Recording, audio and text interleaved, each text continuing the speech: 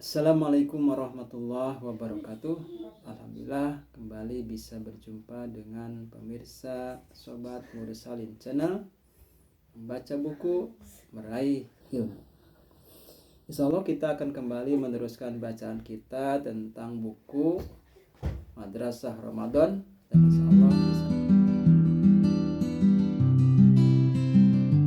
Ramadan, dan insya Allah kisah pada saat ini kita sudah sampai kepada urgensi takwa, yang mana dalam buku ini disebutkan ada 3 urgensi takwa. Yang pertama adalah takwa sebagai wasiat ilahiyah. Kita baca ya. Di antara penegasan paling mendasar tentang kedudukan takwa dalam Islam adalah kenyataan bahwa ia hadir sebagai wasiat ilahiyah yang universal dan lintas generasi. Takwa bukan hanya perintah temporer bagi umat Nabi Muhammad SAW, melainkan pesan abadi yang Allah titipkan kepada seluruh umat manusia sejak awal sejarah kenabian. Al-Quran menegaskan, A'udzubillahi minasyaitonirrajim, walaqad wassaynal ladzina utul kitaba min qablikum wa iyyakum anittaqullah. Dan sungguh kami telah mewasiatkan kepada orang-orang yang diberi Alkitab sebelum kalian dan juga kepada kalian agar bertakwa kepada Allah. Quran surat keempat An-Nisa ayat 131. Para mufasir menjelaskan bahwa penggunaan kata wasoina, kami wasiatkan, menunjukkan tingkat urgensi tertinggi. Sebab wasiat dalam tradisi Arab disampaikan pada perkara paling pokok yang menyangkut keselamatan hidup dan masa depan.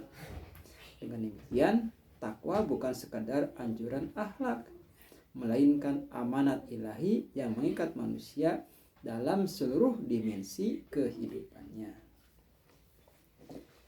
Imam Abu Hamid Al-Ghazali rahimahullah memberikan suatu kontemplasi mendalam untuk kita renungkan berkaitan dengan ayat ini, dengan memberikan argumentasi teologis dan tarbawi yang sangat dalam tentang kedudukan takwa dalam Islam.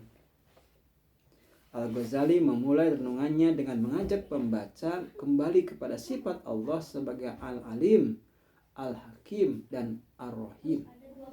Zat yang paling mengetahui maslahat hambanya, paling lembut dalam menasihati, dan paling luas rahmatnya. Dengan landasan ini, yang menegaskan bahwa setiap perintah dan wasiat Allah pasti berpijak pada pengetahuan yang sempurna tentang apa yang paling baik bagi manusia, baik di dunia maupun di akhirat. Dari sini ia membangun satu logika ruhani yang sangat kuat. Andai ada satu amal yang lebih agung, lebih menghimpun kebaikan, lebih besar pahalanya, dan lebih sempurna dalam merealisasikan kehambaan daripada takwa, niscaya Allah dengan kesempurnaan hikmah dan rahmatnya akan menjadikannya sebagai inti wasiatnya kepada para nabi, rasul, dan hamba-hamba pilihan. Namun kenyataannya Allah berulang kali mewasiatkan satu perkara yang sama kepada umat-umat terdahulu dan umat ini, yakni takwa. Hal ini menunjukkan bahwa takwa bukan salah satu cabang kebaikan, melainkan puncak tujuan seluruh kebaikan.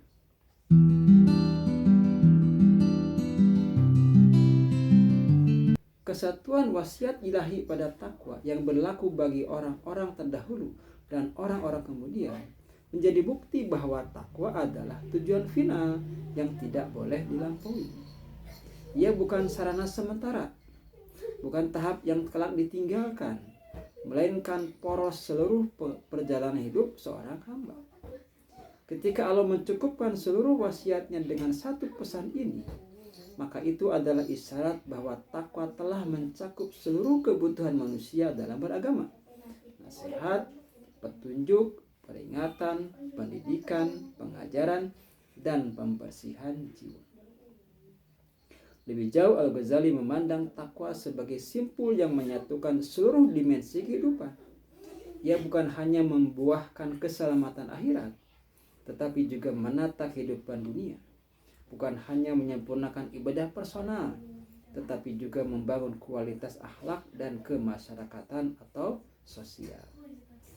Dalam bahasa Al-Ghazali, takwa adalah amal yang mengumpulkan dua kebaikan, al-khair al-dunya wal-akhirah, dan mengantarkan seseorang hamba ke puncak derajat kehambaan ubudiyah.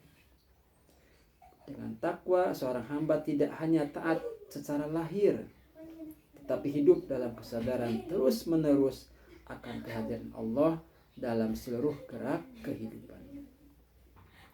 Di dalam hadis, wasiat takwa juga banyak kita dapatkan dari Rasulullah SAW. Di antaranya, An Abi Sa'id Al-Hudri radhiyallahu anhu qala, ja'a rajulun ila Rasulillah sallallahu alaihi wasallam faqala ya Rasulullah ausini. Qala alaika bittaqwallah fa innaha jima'un kulli khair wa alaika bil jihad fa innahu rahbaniyatul muslimin wa alaika bi dzikrillah fa innahu laka nur. Dari Abu Sa'id Al-Hudri radhiyallahu anhu, ia berkata, seseorang laki-laki datang kepada Rasulullah SAW lalu berkata, wahai Rasulullah, berilah aku wasiat. Beliau bersabda, hendaklah engkau bertakwa kepada Allah, karena sungguhnya takwa itu menghimpun seluruh kebaikan. Hendaklah engkau berjihad, karena jihad adalah rohbaniyah umat Islam. Dan hendaklah engkau banyak mengingat Allah, karena sungguhnya mengingat Allah itu adalah cahaya bagimu. Hadis ini merupakan wasiat nabawi yang sangat komprehensif, karena Rasulullah SAW menghimpun 3 poros utama kehidupan beragama dalam jawaban yang singkat namun padat makna. Pertama, Rasulullah SAW membuka wasiatnya dengan takwa, seraya menegaskan bahwa innaha jima'u kulli khair. Takwa adalah simpul seluruh kebaikan. Ungkapan jima'u menunjukkan bahwa takwa bukan satu kebajikan di antara kebajikan lain, melainkan induk yang melahirkan seluruh amal soleh, baik yang berkaitan dengan hati, lisan maupun anggota badan. Inilah sebabnya takwa selalu menjadi wasiat ilahi dalam Al-Quran dan Sunnah, serta poros seluruh risalah para nabi. Kedua, Rasulullah SAW menyebut jihad sebagai rohbaniyah al-muslimin. Istilah ini sangat signifikan, karena Islam tidak mengenal rohbaniyah dalam arti mengasingkan diri dari kehidupan dunia. Sebaliknya, jihad dengan seluruh maknanya, lahir dan batin, adalah bentuk rohbaniyah atau askeset aktif umat Islam, yakni pengorbanan jiwa, harta, hawa nafsu, dan kenyamanan demi kebenaran dan ketaatan kepada Allah. Para ulama menjelaskan bahwa jihad di sini mencakup jihad melawan musuh, jihad melawan hawa nafsu, serta kesungguhan dalam menegakkan agama.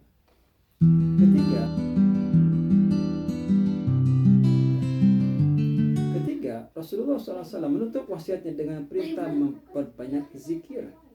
Saya menegaskan bahwa zikir adalah nur, cahaya bagi seorang hamba. Cahaya ini menerangi hati dalam mengambil keputusan, menenangkan jiwa dalam ujian, dan membimbing langkah dalam ketaatan.